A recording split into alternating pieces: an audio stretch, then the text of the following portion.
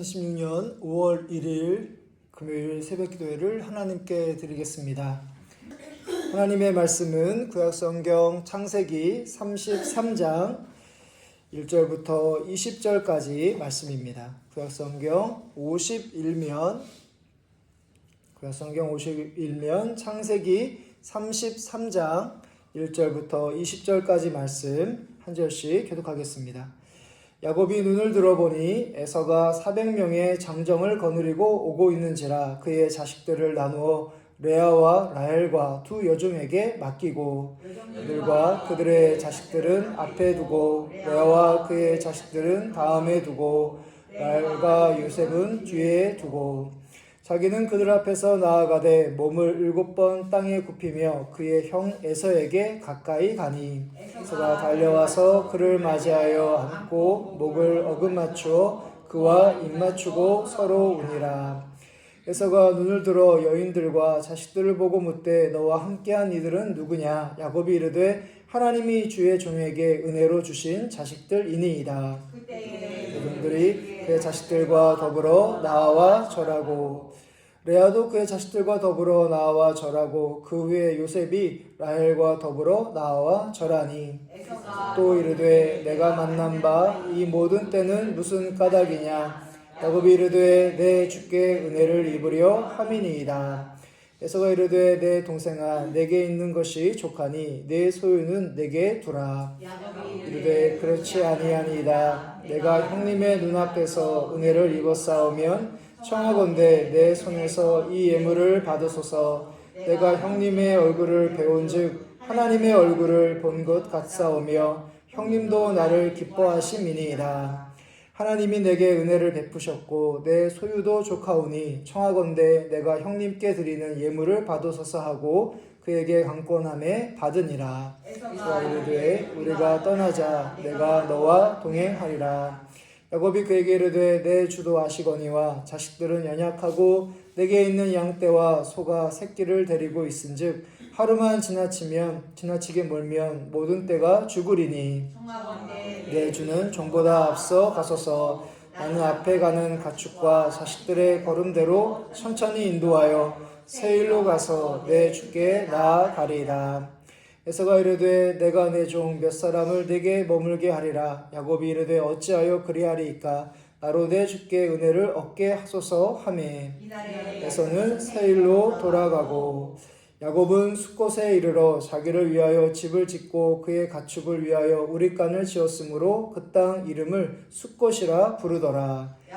밧단 아람에서부터 평안히 가나안 땅 세겜 서급에 이르러 그 성읍 앞에 장막을 치고 그가 장막을 친 밭을 세겜의 아버지 하몰의 아들들의 손에서 베크시타에 샀으며 거기에 제단을 쌓고 그 이름을 에헬로에 이스라엘이라 불렀더라. 아멘. 우리가 읽은 오늘 말씀에서 드디어 야곱은 형 에서와 만납니다. 3절부터 4절에서 자기는 그들 앞에서 나아가되 몸을 7번 땅에 굽히며 그의 형 에서에게 가까이 가니 에서가 달려와서 그를 맞이하여 안고 목을 어긋맞추어 그와 입맞추고 서로 우니라. 야곱이 형 에서 몰래 가나안을 떠난 지 대략 20년 만에 만남입니다. 야곱은 400명의 장정을 거느리고 온 형 에서가 야곱의 가족을 해칠 수 있다는 생각에 순차적으로 배치하고 에서에게 나아갑니다. 땅에 7번씩이나 몸을 굽힐 만큼 야곱은 진심과 정성으로 예의를 갖춥니다. 이후에 에서가 야곱을 대하는 모습에서 야곱의 우려와는 달리 에서는 야곱을 해칠 마음이 없었으며 400명의 장정을 데리고 온 것은 바로 야곱을 무력으로 제압하려고 한 것이 아니라 바로 동생 야곱을 환영하기 위해서라는 것을 우리가 알 수 있습니다. 야곱이 에서를 만나기 전에 자신의 소유 중에 일부를 에서에게 보낸 적이 있는데요. 그것도 에서의 마음을 누그러뜨리는데 한 몫을 했을 것입니다. 이 모든 것을 종합해 보면 그저 하나님의 은혜라고 밖에는 설명할 수가 없습니다. 11절의 말씀을 보시면 하나님이 내게 은혜를 베푸셨고 내 소유도 조카오니 청하건대 내가 형님께 드리는 예물을 받으소서 하고 그에게 강권함에 받으니라. 이 장면에서 우리의 시선은 온통 에서의 반응, 에서가 어떻게 야곱을 대할까, 그 반응에 온통 우리의 마음이 쏠려 있을지 모르나 이 순간 우리가 기억해야 할 것은 바로 신실하신 하나님이십니다. 야곱은 형 에서가 이렇게 호의적으로 나올 것을 몰랐을 것입니다.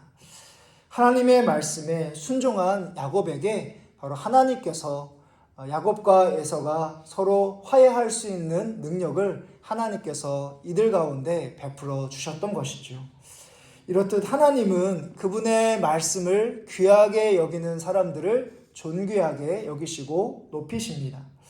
우리는 한 치 앞도 내다볼 수 없는 이 세상 가운데 살아가고 있고 우리에게 어떤 일이 벌어질지 우리는 다 알 수 없습니다.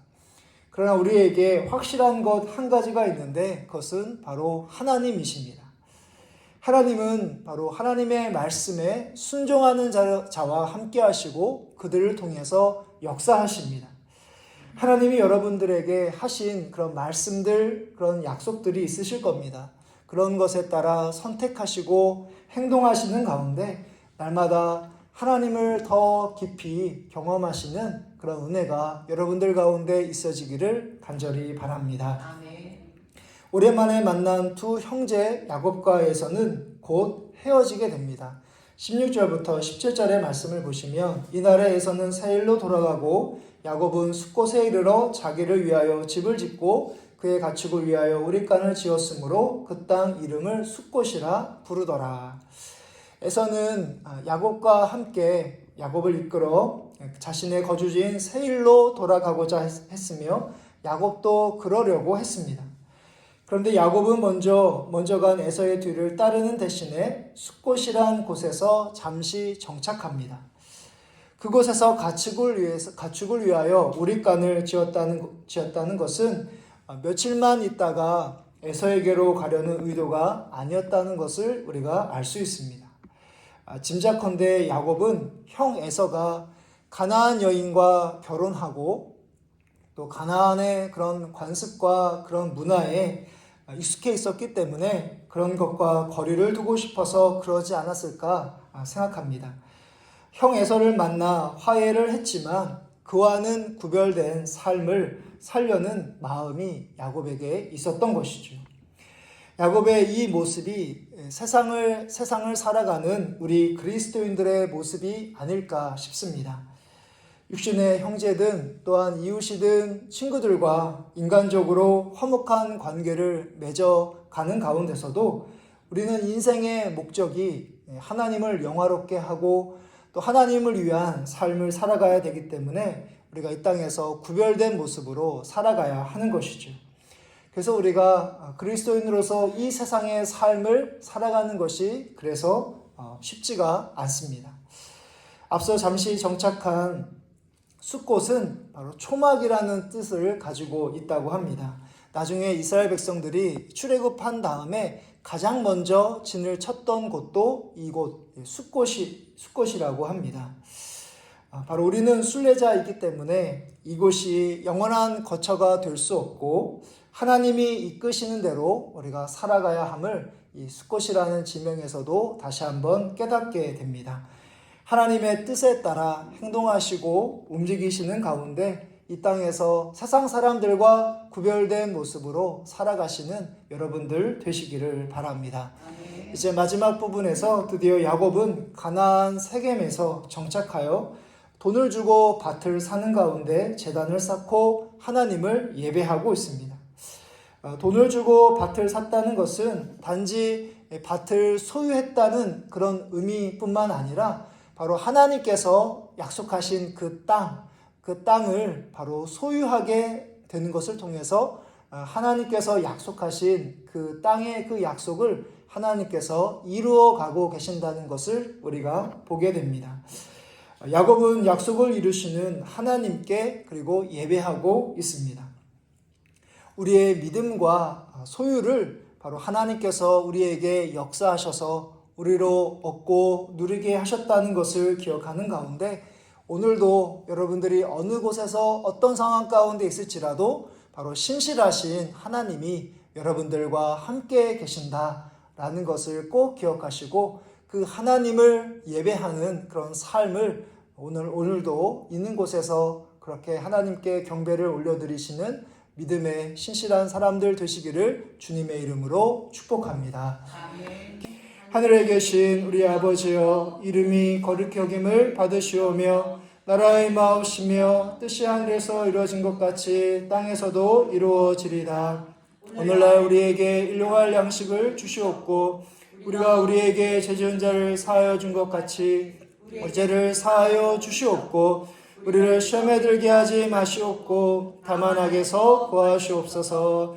대개 나라와 권세와 영광이 아버지께 영원히 있사옵나이다. 아멘.